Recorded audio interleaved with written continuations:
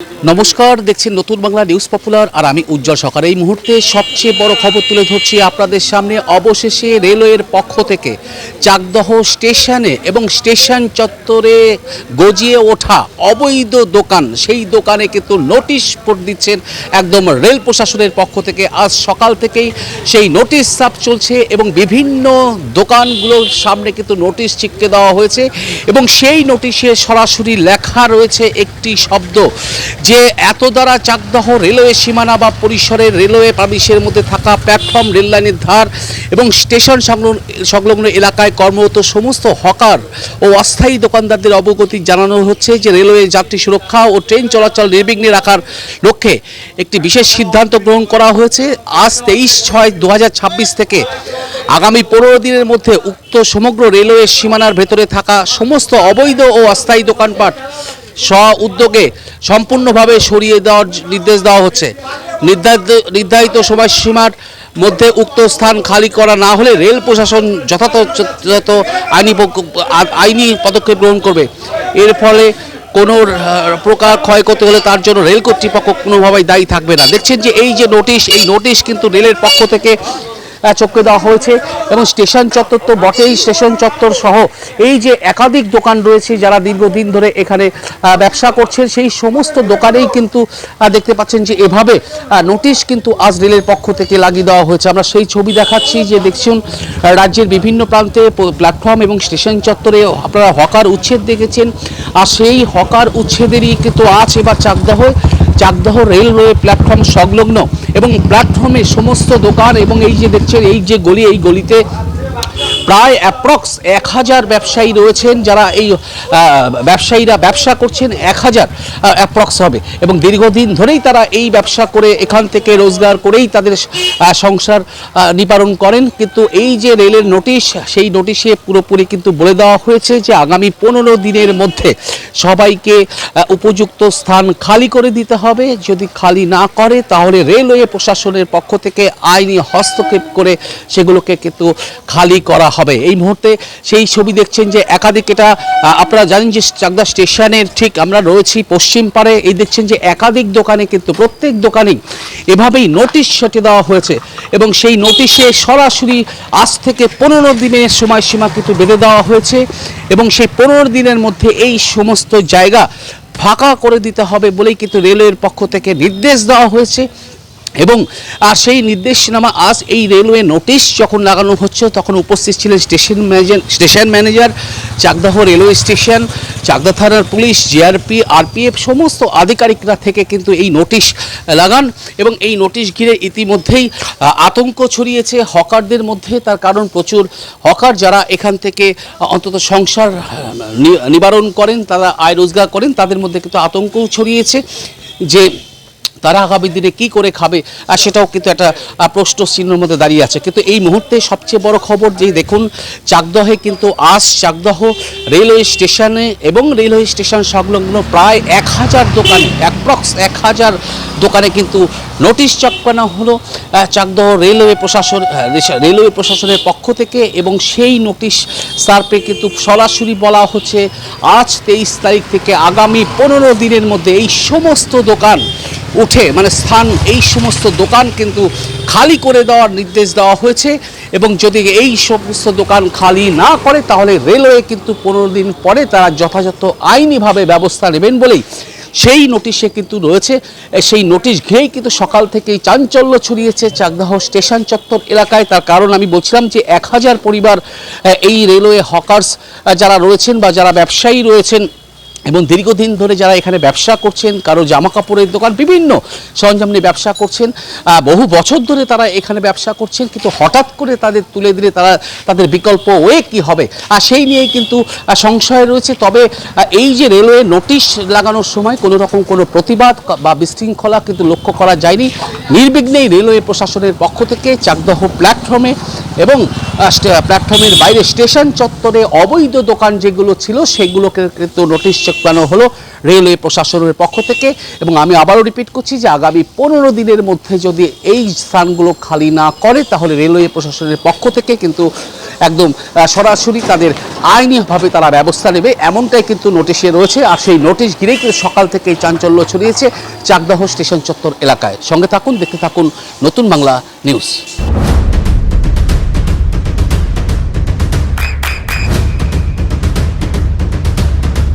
বৃষ্টিতে স্বস্তি।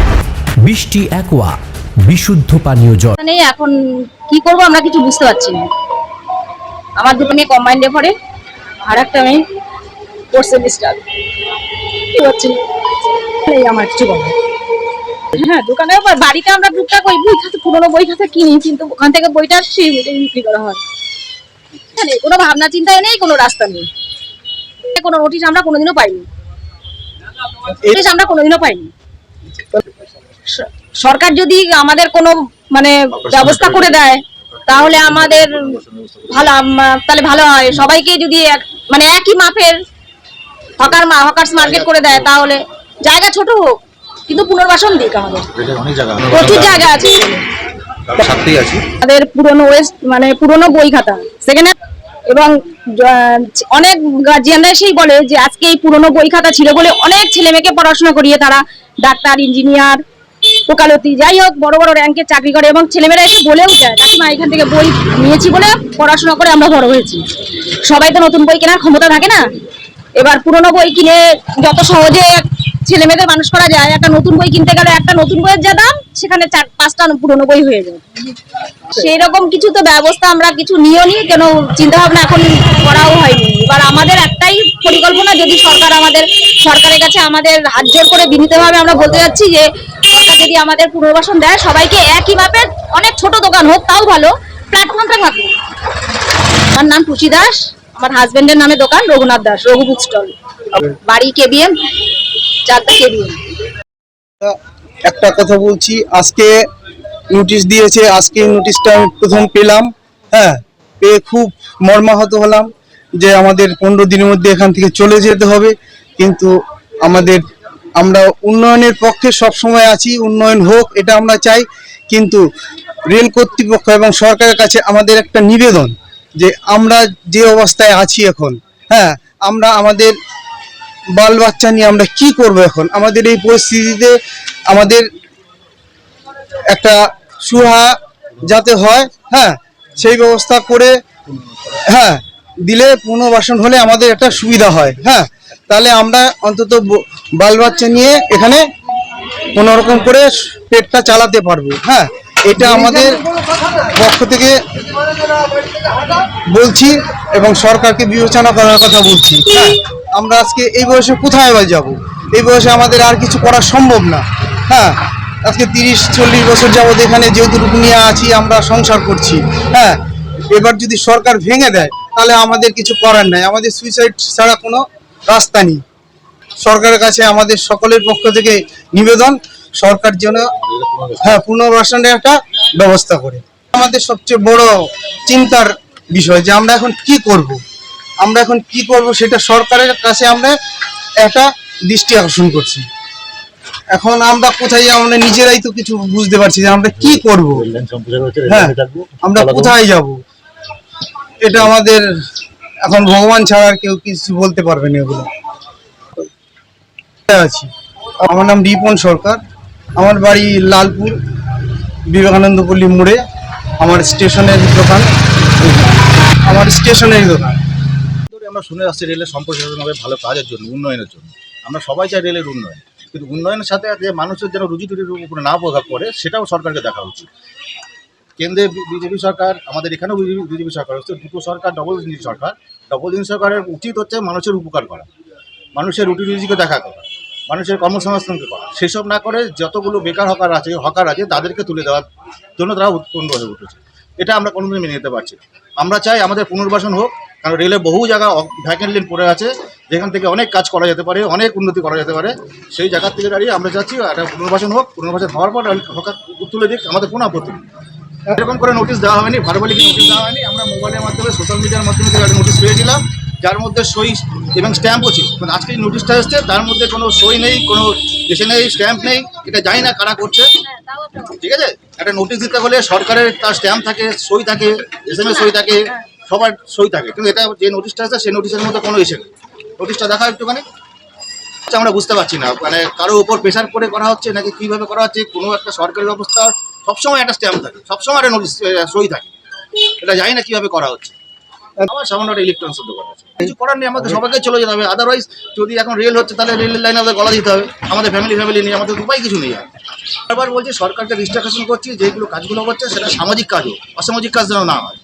সেকেন্ড লেনগুলো আছে সেগুলো পরিপূর্ণ করে সেই কাজগুলো করুক, তাতে আমরা সুবিধা হচ্ছি।